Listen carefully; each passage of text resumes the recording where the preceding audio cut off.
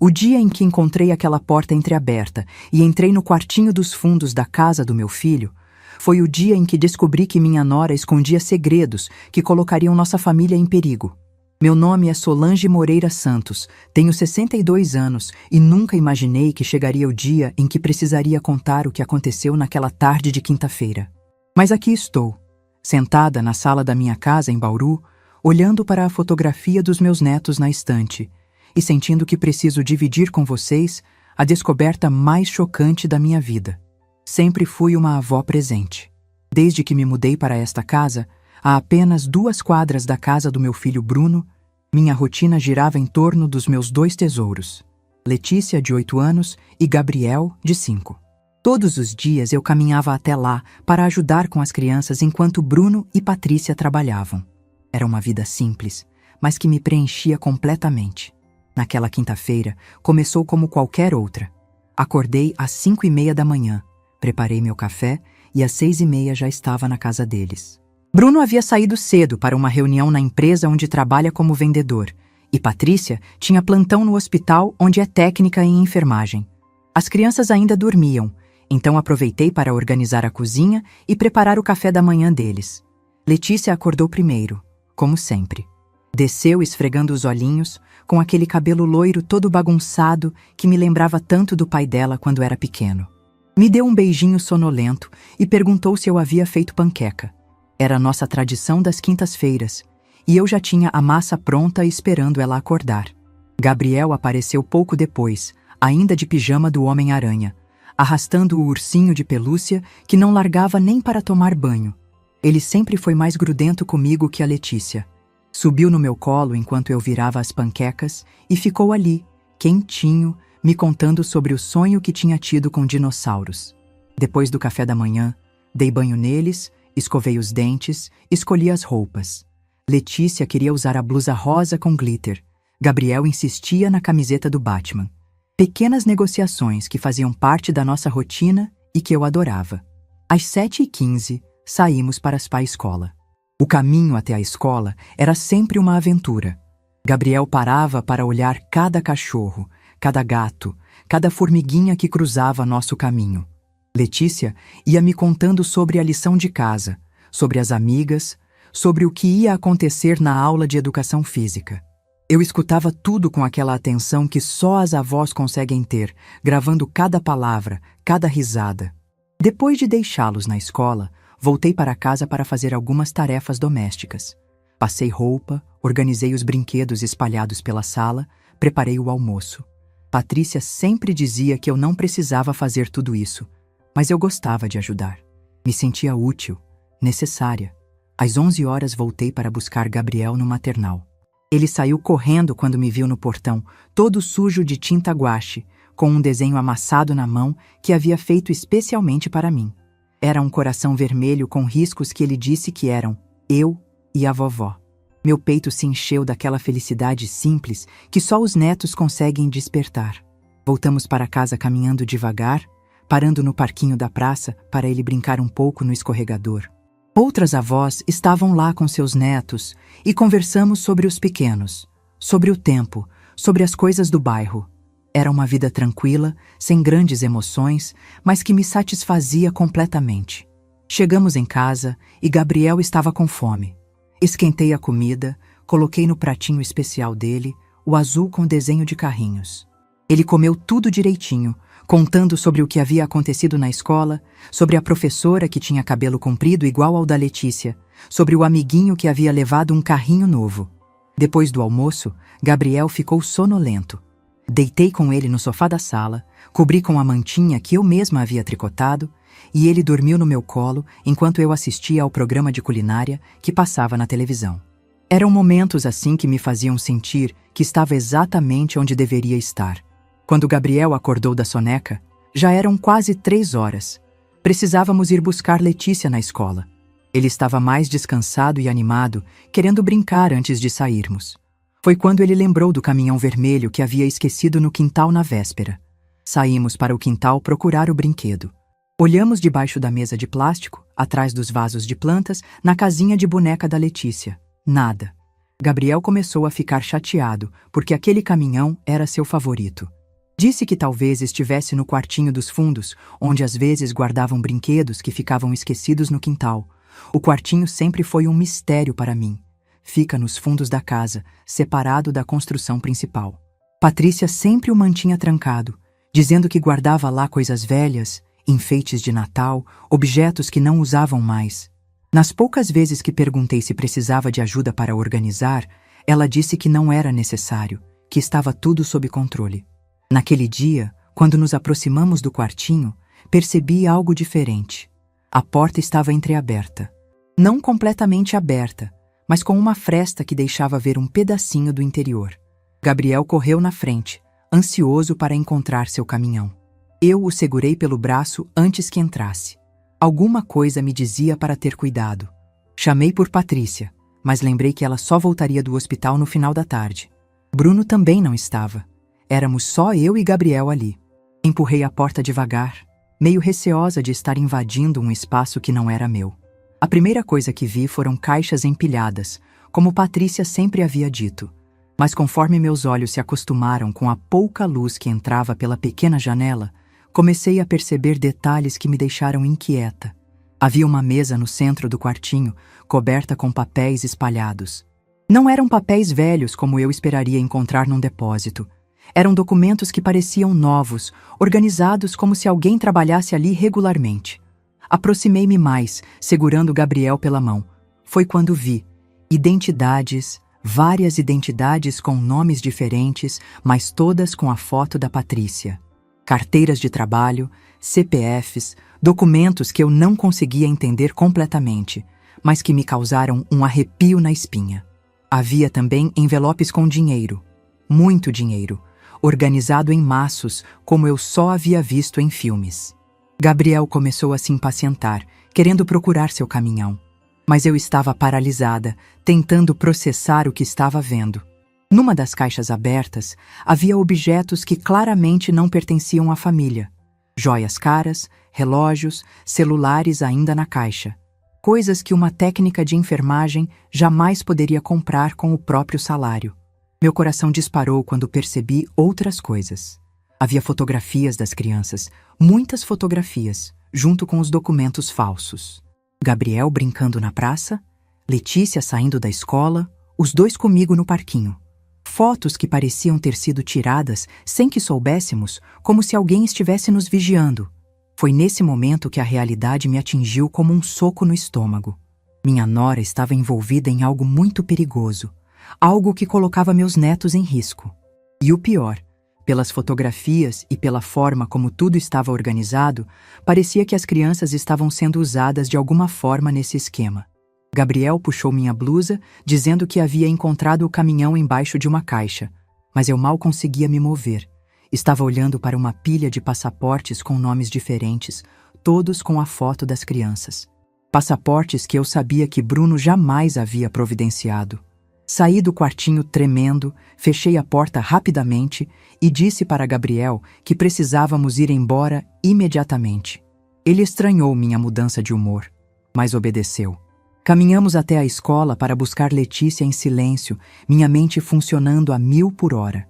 Durante todo o caminho, olhei ao redor com uma paranoia que nunca havia sentido antes. Cada pessoa que passava por nós, cada carro estacionado, tudo me parecia suspeito. Estava carregando meus netos nos braços, mas sentia como se estivesse carregando 2 bombas que poderiam explodir a qualquer momento.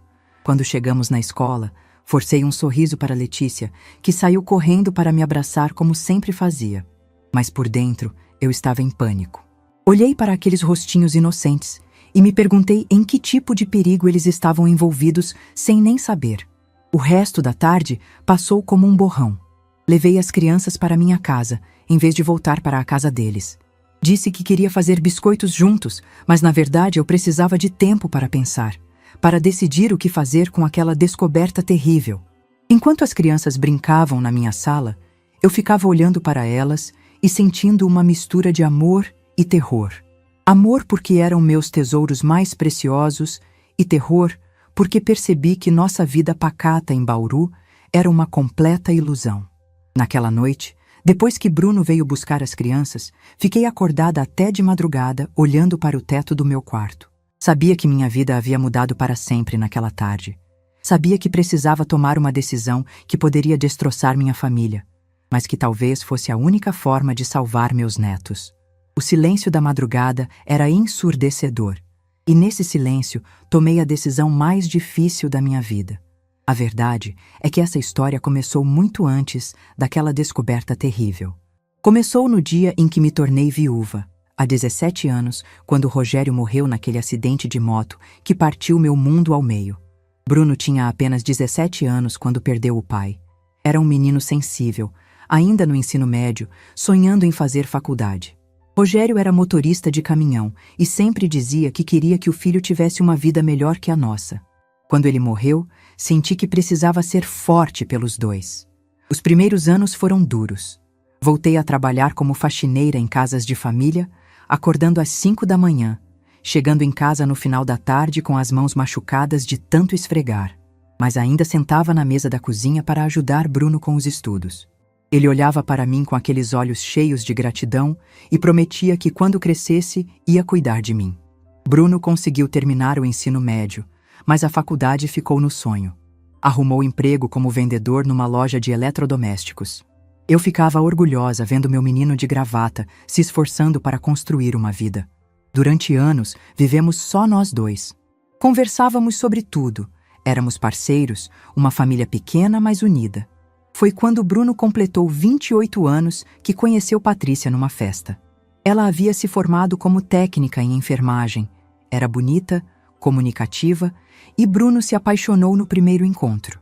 Ele chegou em casa naquela noite falando dela como se tivesse encontrado a mulher da vida dele.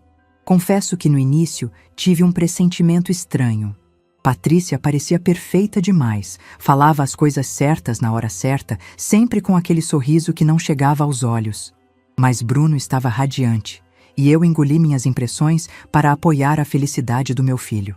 Quando Bruno anunciou o noivado, 2 anos depois, ofereci nossa casa para eles morarem depois do casamento. Bruno ficou emocionado, disse que seria perfeito. O casamento foi simples, mas bonito. Vendi meu anel de ouro e algumas joias da minha mãe para ajudar com as despesas. Ver Bruno feliz me fez esquecer todas as dúvidas sobre Patrícia. No início, tudo parecia perfeito. Patrícia me ajudava com alguns afazeres, Bruno continuava carinhoso, e eu me sentia útil preparando o almoço e organizando a casa. Mas as coisas começaram a mudar sutilmente. Patrícia fazia comentários sobre meus hábitos, dizia que eu acordava muito cedo e fazia barulho, que minha televisão ficava alta demais. Bruno ficava constrangido quando isso acontecia. Então decidi facilitar a vida dele. Comecei a me diminuir, a fazer menos barulho, a cozinhar do jeito que Patrícia preferia. Achava que assim ela se acostumaria comigo. Quando Patrícia engravidou da Letícia, pensei que nossa família estaria completa. Cuidei dela durante a gravidez como se fosse minha própria filha. Acompanhei nas consultas médicas, preparava comidas especiais, massageava seus pés inchados. Letícia nasceu numa manhã de domingo, e quando Bruno anunciou que era uma menina, desabei a chorar de alegria. Mas foi depois do nascimento que senti pela primeira vez que estava sobrando. Patrícia não queria que eu ajudasse com o bebê. Dizia que eu era muito velha, que podia não ter reflexos rápidos. Quando sugeri cuidar da Letícia para ela voltar ao trabalho, a resposta foi um não categórico. Preferia deixar numa creche a deixar com pessoas da terceira idade. Mesmo assim, continuei tentando ajudar do meu jeito. Lavava as roupinhas do bebê, preparava mamadeiras, organizava o quarto, tudo para me sentir útil, para justificar minha presença na casa que um dia havia sido só minha, porque era disso que se tratava. Eu estava me tornando uma intrusa no meu próprio lar. Quando Gabriel nasceu, 3 anos depois, Patrícia ficou ainda mais possessiva. Eu só podia brincar com as crianças quando ela permitia, sempre sob supervisão. Se alguma delas se machucava brincando comigo, eu recebia aquele olhar de reprovação que já conhecia bem. Bruno parecia não perceber o que estava acontecendo. Chegava cansado, brincava um pouco com as crianças, jantava assistindo televisão e ia dormir. Nossas conversas íntimas de mãe e filho haviam se tornado raras. substituídas por diálogos superficiais sobre o tempo ou as contas. Foi quando decidiram se mudar para uma casa própria que entendi que não era mais bem-vinda. Patrícia sugeriu que eu vendesse nossa casa e comprasse algo menor, mais adequado para uma pessoa da minha idade. Bruno concordou, dizendo que seria melhor para mim. Vendi a casa onde havia criado meu filho e comprei esta casa pequena onde moro hoje, a 2 quadras da casa nova deles. Patrícia disse que seria ótimo porque agora eu poderia visitá-los quando quisesse, mas também teria meu próprio espaço. Tudo muito civilizado, muito bem justificado. Mas eu sabia a verdade. Havia sido gentilmente expulsa da vida da minha própria família. E o pior, havia colaborado com minha própria expulsão porque queria paz, queria que meu filho fosse feliz. Durante os 2 anos seguintes, mantive minha rotina de ajudar com as crianças. Todos os dias, caminhava até a casa deles, cuidava dos meus netos, voltava para casa no final da tarde. Era uma vida funcional, mas algo havia se perdido. A intimidade, a espontaneidade, a sensação de pertencer àquela família. Patrícia sempre foi educada comigo, sempre me tratou com respeito aparente. Mas havia algo nos olhos dela que me incomodava, algo que eu não conseguia decifrar. Era como se ela estivesse sempre calculando, sempre observando, sempre controlando cada situação. Comecei a passar mais tempo fora de casa. Caminhava pela praça, conversava com outras pessoas da terceira idade, visitava algumas amigas. Qualquer coisa para não incomodar a família que Patrícia estava construindo no espaço que um dia havia sido meu relacionamento com meu filho. Nas reuniões familiares, eu me sentava num canto e ficava quieta. Quando as crianças queriam brincar comigo, Patrícia sempre arranjava uma desculpa para interromper. Quando oferecia ajuda, sempre havia uma razão pela qual não era necessária. Minha presença havia se tornado um peso tolerado por educação. Eu era a sogra que eles aturavam porque era preciso, a avó que cuidava das crianças porque era conveniente. Mas eu engolia tudo em silêncio, porque amava meus netos mais que minha própria dignidade. Até aquele dia no quartinho, quando descobri que por trás daquela educação toda se escondia algo muito mais perigoso do que eu jamais poderia imaginar. E que meus netos, meus tesouros mais preciosos, estavam no centro de algo que me deixaria sem dormir pelas próximas semanas. Porque às vezes a pessoa que sorri mais é exatamente aquela de quem deveríamos desconfiar. E eu havia aprendido isso da pior forma possível. Nos dias seguintes àquela descoberta no quartinho, vivi num estado de agonia que jamais havia experimentado. Cada vez que olhava para Letícia e Gabriel, meu coração se despedaçava. Como explicar para 2 crianças inocentes que a mãe delas estava envolvida em algo perigoso? Como protegê-las sem destruir o mundo delas? Tentei manter a rotina normal, mas era impossível. Minha mente não conseguia se desligar daquelas imagens, os documentos falsos, o dinheiro, as fotografias das crianças. Dormia mal, acordava no meio da madrugada com o coração disparado, imaginando os piores cenários. E o pior de tudo, não tinha ninguém para conversar sobre isso. Dona Irene, minha vizinha, percebeu que algo estava errado. Ela tem 65 anos, é viúva como eu, e nos tornamos amigas desde que me mudei para cá. Numa tarde, quando eu estava no quintal tentando me distrair regando as plantas, ela apareceu com aquele jeito carinhoso dela e perguntou se estava tudo bem. Olhei para aquele rosto amigo e quase desabei. Por um momento, pensei em contar tudo, em dividir esse peso que estava me matando por dentro. Mas então, lembrei das fotografias, dos perigos que podiam estar rondando minha família, e apenas disse que estava preocupada com umas coisas da família. Dona Irene não insistiu, mas vi nos olhos dela que sabia que era algo sério. No 3º dia depois da descoberta, aconteceu algo que me gelou o sangue. Estava na casa de Bruno brincando com as crianças na sala, quando Patrícia chegou do hospital. Ela entrou com aquele sorriso de sempre, cumprimentou todo mundo, beijou as crianças. Mas quando nossos olhares se cruzaram, por uma fração de segundo, vi algo diferente ali. Era como se ela estivesse me estudando, tentando descobrir se eu sabia de alguma coisa. Meu coração disparou, mas forcei um sorriso e continuei brincando com Gabriel como se nada tivesse acontecido. Patrícia ficou alguns minutos na sala, observando, fazendo comentários banais sobre o dia dela no hospital. Depois ela disse que precisava guardar umas coisas no quartinho. Meu sangue gelou. Levantou da poltrona com naturalidade, pegou uma sacola que havia trazido e se dirigiu para os fundos da casa. Eu fiquei ali, fingindo prestar atenção na construção de blocos que Gabriel estava fazendo, mas minha mente estava em pânico. Alguns minutos depois, ela voltou sem a sacola. Sentou-se novamente na poltrona e disse, olhando diretamente para mim: Dona Solange, a senhora não mexeu em nada no quartinho esses dias, mexeu? Estava tudo meio desarrumado quando fui lá ontem. A pergunta me atingiu como um raio. Ela sabia. De alguma forma, ela sabia que eu havia entrado no quartinho. Minha boca ficou seca, mas consegui responder com voz firme.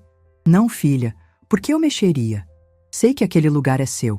Ela sorriu, mas foi um sorriso frio, calculado. Ah, claro, é que às vezes as crianças vão brincar lá no fundo e podem ter mexido em alguma coisa. Mas está tudo bem, já organizei tudo novamente. Naquele momento, entendi que estava sendo ameaçada de forma sutil. Patrícia estava me avisando que sabia da minha descoberta e que eu deveria manter a boca fechada. O pior é que fez isso na frente das crianças, usando-as como escudo, sabendo que eu não faria um escândalo ali. Quando Bruno chegou do trabalho naquela noite, observei a interação dele com Patrícia com outros olhos. Ele estava cansado, como sempre, mas havia algo na forma como ela o tratava que me chamou a atenção. Era extremamente carinhosa, grudenta até, como se estivesse compensando alguma coisa ou tentando mantê-lo sob controle. Durante o jantar, Patrícia começou a falar sobre uma possível viagem de férias com as crianças. Disse que havia visto umas promoções para o litoral, que seria bom as crianças conhecerem a praia. Bruno ficou animado com a ideia. Começou a calcular se tinham dinheiro suficiente. Mas eu fiquei apavorada. Lembrei dos passaportes que havia visto no quartinho, das identidades falsas.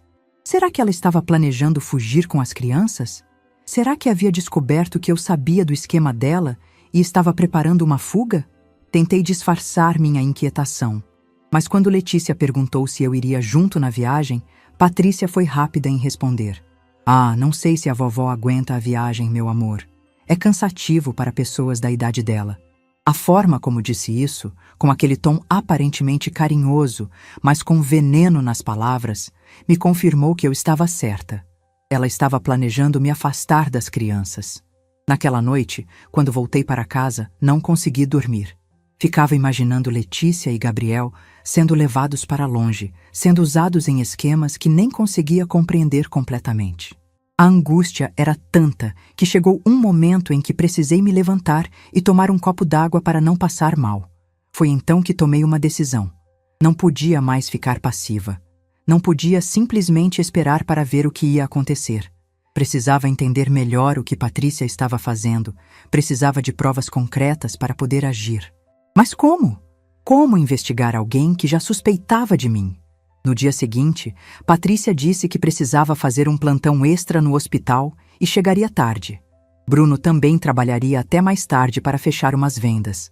Seria minha chance de investigar melhor, mas com as crianças em casa. Levei Letícia e Gabriel para minha casa depois da escola, dizendo que íamos fazer biscoitos juntos. Eles adoraram a ideia. Enquanto eles brincavam na sala, liguei para a Dona Irene e pedi um favor que nunca havia pedido antes. Perguntei se ela podia ficar com as crianças por umas 2 horas, que precisava resolver uma coisa urgente. Dona Irene veio imediatamente. Expliquei para as crianças que a vovó Irene ia ficar com elas, que eu voltaria logo e que podia assistir desenho na televisão. Elas ficaram empolgadas porque Dona Irene sempre trazia balas no bolso. Voltei para a casa de Bruno com o coração batendo descompassado. Tinha as chaves porque sempre cuidava das crianças lá, mas nunca havia entrado na casa sem eles saberem. Sentia como se estivesse cometendo um crime, mas sabia que precisava fazer isso pelos meus netos. Entrei pela porta da frente e fui direto para o quartinho. Desta vez, estava trancado novamente. Mas lembrei que Patrícia sempre deixava uma chave extra debaixo do vaso de plantas que ficava do lado. Minha intuição estava certa. A chave estava lá. Abri a porta com mãos trêmulas. O quartinho estava completamente reorganizado, muito diferente de como havia encontrado dias antes. As caixas estavam empilhadas de forma diferente. A mesa estava limpa. Patrícia havia realmente arrumado tudo depois da nossa conversa. Comecei a procurar com cuidado, tentando não deixar rastros. Abri uma das caixas que estava em cima e encontrei roupas de criança, muitas roupas novas com etiquetas ainda. Não eram roupas do Gabriel e da Letícia. Eram de tamanhos diferentes, estilos diferentes. Por que Patrícia teria tantas roupas de crianças que não eram dela? Numa outra caixa, encontrei brinquedos caríssimos, ainda nas embalagens. Carrinhos de controle remoto, bonecas importadas, jogos eletrônicos. Coisas que custavam mais que o salário mensal de uma técnica de enfermagem. E havia algo estranho. Alguns brinquedos tinham adesivos com nomes de crianças que eu não conhecia. Foi quando encontrei um caderno escondido no fundo de uma das gavetas da mesa. Era um caderno comum, mas as anotações dentro dele me fizeram o sangue gelar. Havia nomes, idades, endereços, horários. Informações sobre diversas crianças, incluindo Letícia e Gabriel. Horários da escola, locais onde brincavam, nomes de amiguinhos, rotinas familiares. Mas o que mais me apavorou foram as anotações sobre mim. Sogra muito presente. Sempre busca as crianças na escola. Conhece toda a rotina. Pode ser um problema. Era como se Patrícia estivesse estudando nossa família, mapeando cada movimento nosso. Havia também números de telefone com códigos estranhos, valores em dinheiro anotados ao lado de datas e algo que me fez tremer. Uma lista com o nome clientes e, ao lado, características físicas de crianças. Altura, cor dos olhos, cor do cabelo, idade aproximada. Naquele momento, a realidade me atingiu com força total. Patrícia não estava apenas envolvida com documentos falsos ou dinheiro. Ela estava envolvida com algo muito mais sinistro, algo que envolvia crianças. E meus netos estavam no centro disso tudo. Fotografei algumas páginas do caderno com meu celular, tremendo tanto que algumas fotos saíram borradas. Guardei tudo exatamente como estava e saí do quartinho o mais rápido possível. Tranquei a porta, coloquei a chave de volta debaixo do vaso e saí da casa correndo. Quando cheguei em casa, Dona Irene percebeu imediatamente que algo estava muito errado. Eu estava pálida, suando frio, tremendo visivelmente. As crianças estavam entretidas com o desenho e não perceberam meu estado. Dona Irene se aproximou e sussurrou: "Solange, o que aconteceu? Você está branca como um fantasma." Olhei para ela e para as crianças e, pela primeira vez desde a descoberta, senti que precisava de ajuda. Não podia mais carregar esse peso sozinha. Pedi para ela ficar mais um pouco com as crianças, que precisava conversar com ela sobre algo muito sério. Levei Dona Irene para a cozinha e, em voz baixa, comecei a contar tudo. A descoberta no quartinho, as ameaças sutis de Patrícia, o que havia encontrado naquela tarde. Dona Irene me escutou em silêncio, com os olhos arregalados de horror. Quando terminei de contar, ela segurou minhas mãos e disse: "Solange, isso é muito perigoso. Você precisa denunciar isso imediatamente. Essas crianças estão em perigo. Mas como denunciar a mãe dos meus próprios netos? Como destruir a família do meu filho? Como explicar para Bruno que a mulher que ele amava era uma criminosa? E se eu estivesse errada? E se houvesse uma explicação para tudo isso?" Dona Irene foi firme. "Solange, você não pode pensar nisso como mãe ou sogra agora. Você precisa pensar como cidadã, como alguém que tem responsabilidade de proteger crianças inocentes. Se você não fizer nada e algo acontecer com Letícia e Gabriel, você vai se perdoar?" Aquelas palavras ecoaram na minha cabeça durante toda a noite. Quando Bruno veio buscar as crianças, forcei um sorriso e agi normalmente, mas por dentro estava tomando a decisão mais difícil da minha vida. Na madrugada, peguei meu celular e comecei a pesquisar números da polícia, delegacias especializadas, qualquer coisa que pudesse me orientar sobre como proceder. Porque Dona Irene estava certa. Eu não podia mais pensar apenas como avó. Precisava pensar como uma mulher responsável pela segurança de crianças inocentes. E naquele silêncio da madrugada, entendi que às vezes proteger quem amamos significa tomar as decisões mais dolorosas de nossas vidas. Na manhã seguinte, acordei com uma certeza que me surpreendeu. Não era mais a avó desesperada tentando entender o que estava acontecendo. Era uma mulher que havia tomado uma decisão e sabia exatamente o que precisava fazer. O medo continuava lá, mas agora ele estava acompanhado de uma determinação que eu não sabia que possuía. Liguei para a delegacia da criança e do adolescente às 8 horas da manhã. A atendente foi muito educada e me orientou a ir pessoalmente para fazer um boletim de ocorrência com as evidências que eu tinha. Disse que casos envolvendo crianças eram tratados com prioridade máxima. Antes de sair de casa, organizei as fotos que havia tirado do caderno no meu celular. Eram evidências importantes, mas sabia que precisaria de mais para convencer as autoridades.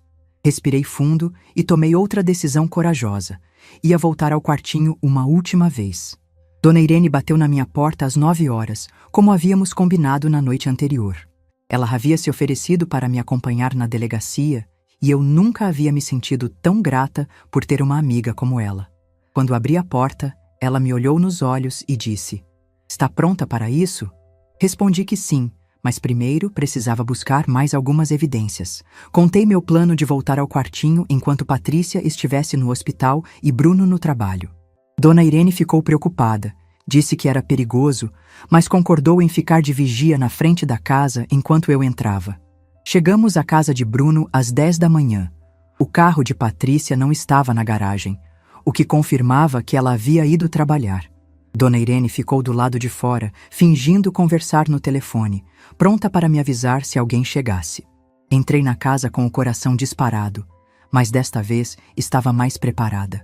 Fui direto ao quartinho, peguei a chave embaixo do vaso e abri a porta. Tudo continuava organizado como Patrícia havia deixado, mas agora eu sabia onde procurar. Voltei ao caderno e desta vez fotografei página por página, com cuidado para que as imagens ficassem nítidas. Havia anotações que não tinha visto antes, números de telefone com códigos internacionais, endereços de cidades que não conhecia. Uma página inteira dedicada aos hábitos das crianças, outra com informações sobre outras famílias do bairro. Foi quando encontrei algo que me fez gelar. Um envelope pardo escondido no fundo da última gaveta. Dentro havia contratos, documentos oficiais com selo do governo e algo que me deixou sem ar. Autorizações de viagem internacional para Letícia e Gabriel, com destino a um país que eu nunca havia ouvido falar. Os documentos estavam datados para a próxima semana. Uma semana. Patrícia estava planejando levar meus netos para fora do país em uma semana, e Bruno não sabia de nada. As férias no litoral, que ela havia mencionado, eram uma mentira. Era uma fuga internacional. Fotografei todos os documentos, as mãos tremendo tanto que precisei fazer várias tentativas para que as imagens ficassem legíveis. Havia também passagens aéreas já compradas, reservas de hotel, tudo planejado nos mínimos detalhes. Quando guardava tudo de volta no envelope, ouvi o celular de Dona Irene tocando 2 vezes seguidas. Nosso sinal combinado de que alguém estava chegando. Meu coração quase parou. Tranquei rapidamente a gaveta, saí do quartinho correndo, coloquei a chave no lugar e entrei pela porta dos fundos da casa. Escutei o barulho do carro de Patrícia na garagem. Ela havia voltado mais cedo do que esperávamos. Dona Irene apareceu na porta dos fundos e sussurrou: "Ela acabou de chegar, mas está no telefone no carro. Vamos sair por aqui." Saímos pelos fundos, passamos pelo quintal da casa vizinha que estava vazia e chegamos na rua de trás. Meu coração estava batendo tão forte que sentia as pulsações no pescoço. Caminhamos em silêncio até minha casa, e só quando fechei a porta que consegui respirar normalmente. Dona Irene me serviu um copo d'água e disse: "Agora não tem mais volta, Solange. Você tem evidências suficientes. Precisa ir na delegacia hoje mesmo." Ela estava certa. O que eu havia descoberto era muito mais sério do que imaginava. Às 2 da tarde, estávamos na delegacia da criança e do adolescente. A delegada responsável, doutora Fernanda Moreira, uma mulher de uns 45 anos com um olhar sério e acolhedor ao mesmo tempo, nos recebeu em sua sala. Quando comecei a contar a história, ela me escutou com atenção total, fazendo anotações detalhadas. Mostrei as fotos do celular, expliquei como havia descoberto tudo, relatei as ameaças sutis de Patrícia. Doutora Fernanda analisou cada imagem com cuidado e vi em seus olhos que ela entendia a gravidade da situação. "Dona Solange", ela disse depois de ver todas as evidências, "a senhora fez a coisa certa ao vir aqui. Essas crianças estão em perigo real e imediato. Vamos agir rapidamente. Explicou que iriam investigar discretamente primeiro, para não alertar Patrícia, mas que eu precisava manter as crianças seguras até a operação ser executada. Perguntei como podia fazer isso sem levantar suspeitas. Doutora Fernanda sugeriu que eu mantivesse a rotina normal, mas que arranjasse uma forma de as crianças ficarem comigo no final de semana. Disse que provavelmente na segunda-feira eles já teriam elementos suficientes para agir. Saí da delegacia com um misto de alívio e terror. Alívio porque finalmente havia pessoas competentes cuidando do caso, terror porque sabia que os próximos dias seriam os mais difíceis da minha vida. Naquela tarde, quando Bruno veio me visitar com as crianças, propus algo que nunca havia feito antes. Disse que queria que Letícia e Gabriel dormissem na minha casa no final de semana, que queria fazer uma semana de férias da vovó antes das aulas recomeçarem. Bruno achou a ideia ótima. Disse que ele e Patrícia poderiam aproveitar para descansar e talvez sair sozinhos. As crianças ficaram empolgadas com a perspectiva de dormir na casa da vovó. Patrícia, que havia chegado em casa logo depois, pareceu hesitar por um momento, mas concordou. Mas percebi que ela ficou me observando de forma estranha durante toda a conversa. Havia algo no olhar dela que me dizia que ela desconfiava de alguma coisa. Forcei naturalidade. Falei sobre os planos para o final de semana, sobre os filmes que assistiríamos, os jogos que jogaríamos. Na sexta-feira à noite, quando Bruno trouxe as crianças para dormir em casa, senti uma mistura de felicidade e pânico. Felicidade porque meus netos estariam seguros comigo. Pânico porque sabia que na segunda-feira suas vidas mudariam para sempre. Durante todo o final de semana, me dediquei a criar as melhores memórias possíveis com Letícia e Gabriel. Fizemos biscoitos juntos, assistimos a todos os desenhos favoritos deles, brincamos no quintal, contei histórias da minha infância. Era como se eu estivesse tentando dar a eles um pouco da estabilidade que logo seria abalada. Dona Irene veio jantar conosco no sábado à noite. As crianças a adoravam e ela ajudou a manter o clima leve e divertido. Mas quando elas foram dormir, conversamos sobre o que poderia acontecer nos próximos dias. Ela se ofereceu para ficar comigo quando a situação explodisse, sabendo que eu precisaria de apoio emocional. No domingo de manhã, Patrícia ligou dizendo que viria buscar as crianças mais cedo porque queria levá-las para comprar roupas novas. Meu sangue gelou. Lembrei das roupas que havia visto no quartinho, das autorizações de viagem para a próxima semana. Será que ela estava antecipando os planos? Disse que as crianças ainda estavam dormindo, que tinham ficado acordadas até tarde assistindo o filme. Patrícia insistiu. Disse que chegaria em 1 hora. Desliguei o telefone com as mãos tremendo. Precisava avisar a polícia imediatamente. Liguei para o número que doutorara Fernanda havia me dado e expliquei a situação.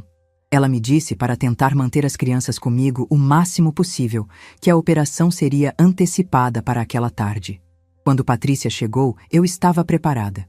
Disse que as crianças estavam com um pouco de dor de barriga, que talvez fosse melhor elas ficarem comigo mais um pouco.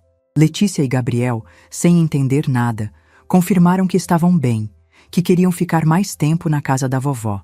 Patrícia ficou visivelmente irritada. Disse que precisava levar as crianças, que tinha compromissos marcados. Mas eu não cedi. Pela primeira vez na vida, disse não para minha nora de forma firme e definitiva. As crianças ficam comigo até amanhã, como combinamos. Disse olhando diretamente nos olhos dela. Se você tem compromissos, pode ir resolvê-los sozinha. Vi a raiva passar pelo rosto dela, mas ela tentou disfarçar na frente das crianças. Disse que voltaria mais tarde, que precisávamos conversar. O tom de ameaça estava claro, mas eu não me intimidei mais. Depois que ela saiu, tranquei todas as portas da casa e liguei novamente para a doutora Fernanda. Ela me disse que a operação aconteceria dentro de algumas horas, que eu mantivesse as crianças dentro de casa e aguardasse. As próximas horas foram as mais longas da minha vida. Tentei manter Letícia e Gabriel distraídos, mas minha mente estava focada no que estava por vir. Sabia que quando o sol se pusesse, nossa família nunca mais seria a mesma. Às 5 da tarde, escutei sirenes ao longe. Às 6, Dona Irene bateu na minha porta com os olhos arregalados. Solange, ela disse, tem um monte de policial na casa do Bruno. Eles prenderam a Patrícia. Naquele momento, segurei as crianças nos meus braços e soube que havia tomado a decisão mais difícil e mais certa da minha vida. Tinha salvado meus netos, mesmo que isso custasse a paz da nossa família para sempre. Explicar para duas crianças de 8 e 5 anos que a mãe delas foi presa foi uma das coisas mais difíceis que já fiz na vida. Quando Bruno chegou em casa naquela noite, depois de horas na delegacia tentando entender o que havia acontecido, ele estava destroçado. Era um homem que havia perdido tudo o que acreditava conhecer sobre sua própria vida. Sentamos juntos na minha sala enquanto as crianças dormiam, e pela primeira vez em anos, meu filho chorou no meu colo como quando era pequeno. Ele repetia que não entendia, que nunca desconfiou de nada, que se sentia um idiota por ter sido enganado durante tanto tempo. Eu apenas o segurei, sem dizer nada, porque às vezes o silêncio é mais reconfortante que qualquer palavra. Foi nessa noite que Bruno me pediu perdão. Perdão por ter me afastado, por ter permitido que Patrícia me tratasse mal, por não ter percebido que sua própria mãe estava tentando proteger sua família enquanto ele estava cego de amor. Disse que finalmente entendia que eu sempre havia sido a única pessoa que realmente se importava com o bem-estar dele e das crianças. Dora. Fernanda me ligou no dia seguinte para explicar a dimensão do esquema que havíamos descoberto. Patrícia estava envolvida numa rede internacional de tráfico de crianças. Ela usava seu trabalho no hospital para identificar famílias vulneráveis, crianças que poderiam desaparecer sem muito alarde. Os documentos falsos, as fotografias, tudo fazia parte de um plano muito maior e mais sinistro do que eu jamais poderia imaginar. O que mais me chocou foi descobrir que Letícia e Gabriel não seriam vendidos. Eles seriam usados como iscas para atrair outras crianças. Patrícia planejava levá-los para outro país, onde eles viveriam numa espécie de família falsa, ajudando a ganhar a confiança de outras famílias para depois facilitar o sequestro de mais crianças. A investigação revelou que ela não trabalhava sozinha. Havia outras pessoas envolvidas, incluindo alguns colegas do hospital que já haviam sido presos. O quartinho da minha casa era apenas um dos pontos de armazenamento da organização. Havia outros espalhados pela cidade, todos cheios de evidências dos crimes que estavam sendo cometidos. Bruno ficou em estado de choque durante semanas. Ele precisou se afastar do trabalho, fazer terapia, tentar reconstruir sua compreensão sobre os últimos anos de sua vida. Descobriu que muito do dinheiro que Patrícia trazia para casa vinha dos crimes dela, que a vida confortável que estavam levando estava manchada de sangue. As crianças reagiram de formas diferentes. Letícia, sendo mais velha, fez muitas perguntas que eram difíceis de responder. Ela queria saber por que a mãe havia feito coisas ruins, se ela e Gabriel também eram ruins, se iam ver a mãe novamente. Gabriel, mais novo, simplesmente parou de perguntar pela mãe depois de algumas semanas, como se seu instinto infantil entendesse que era melhor não insistir no assunto. Eu me tornei a tutora provisória das crianças, enquanto Bruno reorganizava sua vida emocional e financeira. Foi uma responsabilidade que assumi com honra, mas também com muito medo. Aos 62 anos, me vi criando duas crianças novamente, mas desta vez com a bagagem de tudo o que havia acontecido.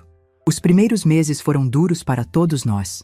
Bruno se mudou para uma casa menor, vendeu tudo o que pudesse lembrar de Patrícia, começou do zero.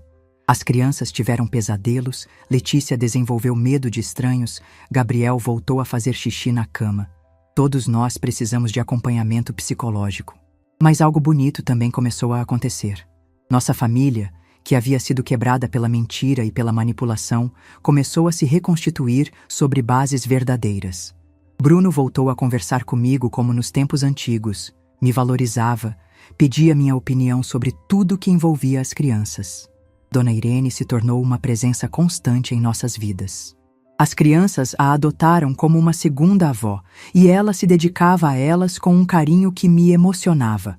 Muitas vezes, quando eu me sentia sobrecarregada, ela aparecia com um bolo ou um jogo novo, sempre sabendo exatamente do que precisávamos. O julgamento de Patrícia aconteceu 5 meses depois da prisão. Bruno e eu fomos chamados para testemunhar. Ver minha ex-nora naquele banco dos réus, de uniforme laranja, algemada, foi uma experiência surreal. Por um momento, lembrei da moça bonita que meu filho havia trazido para casa anos atrás e me perguntei se ela sempre havia sido assim ou se havia se corrompido pelo caminho. Durante meu testemunho, contei toda a verdade. Como descobri o esquema, como tomei a decisão de denunciar, como protegi as crianças. Quando o promotor me perguntou se eu sentia remorso por ter destruído a família do meu filho, minha resposta foi clara. Eu não destruí família nenhuma. Eu salvei minha família de uma pessoa que estava usando meus netos para cometer crimes terríveis. Patrícia foi condenada a 15 anos de prisão. Outros membros da rede receberam penas similares. O juiz disse que nossa coragem em denunciar havia salvado não apenas Letícia e Gabriel, mas possivelmente dezenas de outras crianças que seriam vítimas da organização. Quando saí do tribunal naquele dia, senti algo que não esperava: paz. Não era felicidade, porque tudo o que havia acontecido era trágico demais para gerar felicidade, mas era paz. A paz de quem tomou as decisões certas, mesmo quando eram as mais difíceis. Hoje, 6 meses depois daquela descoberta no quartinho, nossa vida encontrou um novo equilíbrio. Bruno está namorando uma mulher maravilhosa chamada Sandra, que conheceu na terapia de grupo para famílias vítimas de crimes. Sandra ama as crianças como se fossem suas, e o mais importante, ela me respeita e valoriza meu papel na família. Letícia continua com 8 anos. É uma menina forte e inteligente que quer ser policial quando crescer para prender pessoas ruins como minha primeira mãe, como ela mesma diz. Gabriel ainda tem 5 anos e voltou a ser a criança alegre e carinhosa que sempre foi. Eles sabem da verdade sobre Patrícia, adaptada para suas idades, e sabem que podem contar comigo para qualquer coisa. Eu continuei morando na minha casa, mas agora ela é um verdadeiro lar para toda a família. Bruno, Sandra e as crianças jantam aqui pelo menos 3 vezes por semana. Nos fins de semana, minha casa fica cheia de risadas, bagunça e amor. É exatamente como sempre sonhei que fosse. Dona Irene continua sendo minha melhor amiga e confidente. Ela sempre diz que se orgulha da minha coragem, que eu sou um exemplo de como uma pessoa pode fazer a diferença quando decide agir com bravura. Mas eu sei que nada disso teria sido possível sem o apoio dela. Às vezes, quando estou sozinha à noite, penso em como nossa vida poderia ter sido diferente se eu não tivesse encontrado aquela porta entreaberta. Se Gabriel não tivesse perdido o caminhão vermelho, se eu não tivesse decidido procurar no quartinho. Será que Patrícia teria conseguido levar meus netos? Será que eu nunca teria descoberto a verdade? Mas então lembro que não foi coincidência. Foi instinto de avó, foi amor de mãe, foi a força que todas as mulheres carregam dentro de si para proteger quem amam. Foi a coragem que eu não sabia que possuía, mas que estava lá, esperando o momento certo para aparecer. O mais importante é que aprendi algo fundamental. Família verdadeira não é aquela que aceita tudo em silêncio. Família verdadeira é aquela que tem coragem de enfrentar a verdade, mesmo quando ela dói. É aquela que protege os mais vulneráveis, mesmo quando isso significa tomar decisões difíceis. Hoje, quando olho para Letícia e Gabriel brincando no meu quintal, quando vejo Bruno sorrindo de verdade ao lado de Sandra, quando sinto o carinho de Dona Irene, sei que fiz a escolha certa.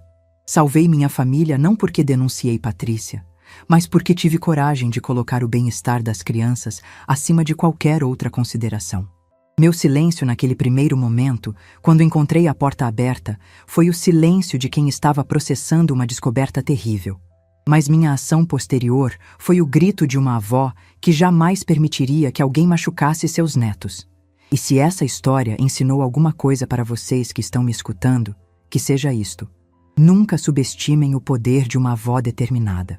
Porque quando se trata de proteger nossos netos, somos capazes de enfrentar qualquer mal, qualquer perigo, qualquer consequência. A vida me ensinou que às vezes o amor verdadeiro exige as decisões mais corajosas.